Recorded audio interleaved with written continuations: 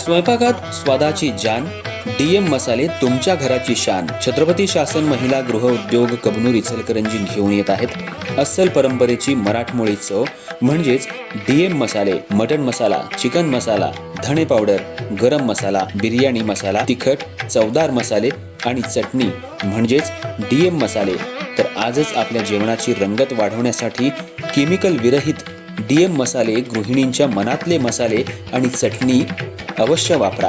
DM मसाले महिला बचत गटाद्वारे करणारे स्वच्छ माफक दरामध्ये म्हणजेच डीएम मसाले. संपर्क दिव्याताई मगदूम, मोबाईल 91 30 80 22 55.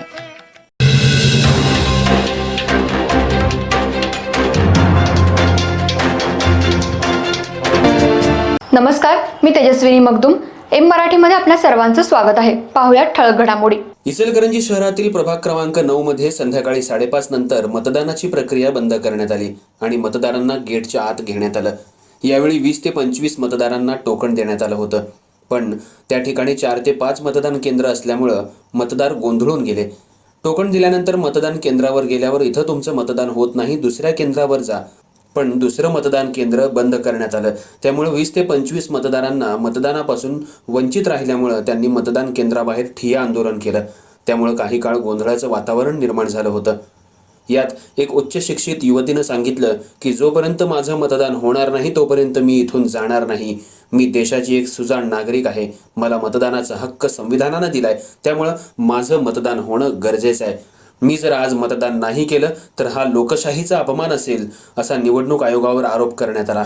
जवळपास 20 ते 25 मतदार राजाला टोकन देऊन सुद्धा त्यांचं रात्रीपर्यंत मतदान झालं नाही. त्यामुळं निवडणूक आयोगाचा भोंगळ कारभार दिसून आला. यावेळी तिथल्या अधिकाऱ्यांनी सांगितलं की तुम्ही टायमिंगमध्ये आला नाहीत, त्यामुळं गेट बंद करण्यात आलं.